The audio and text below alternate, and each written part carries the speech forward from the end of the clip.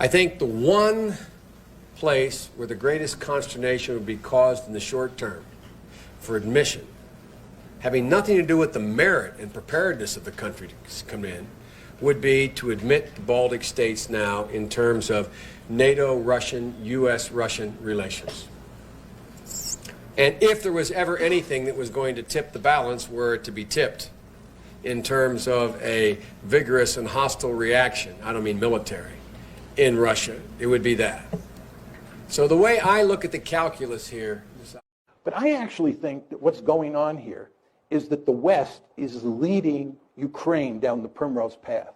And the end result is that Ukraine is going to get wrecked. And I believe that the policy that I'm advocating, which is neutralizing Ukraine and then building it up economically and getting it out of the competition between Russia on one side and NATO on the other side, is the best thing that could happen to the Ukrainians. What we're doing is encouraging the Ukrainians to play tough with the Russians. We're encouraging the Ukrainians to think that they will ultimately become part of the West, because we will ultimately defeat Putin and we will ultimately get our way. Time is on our side. And of course, the Ukrainians are playing along with this. And the Ukrainians are almost completely unwilling to compromise with the Russians and instead want to pursue a hardline policy. Well, as I said to you before, if they do that, the end result is that their country is going to be wrecked.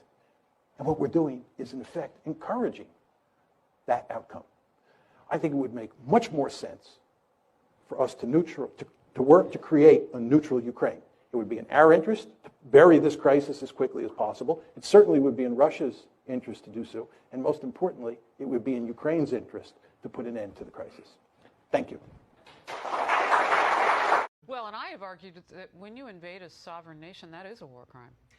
I mean, I think we're at just a real basic point there. Well, I'd agree. It is certainly against every principle of international law and international order, and that's why throwing the book at them now in terms of economic sanctions and punishments is also a part of it. And I think the world is there.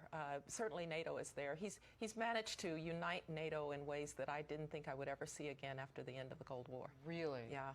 Remember, the Russians invaded Afghanistan back in 1980.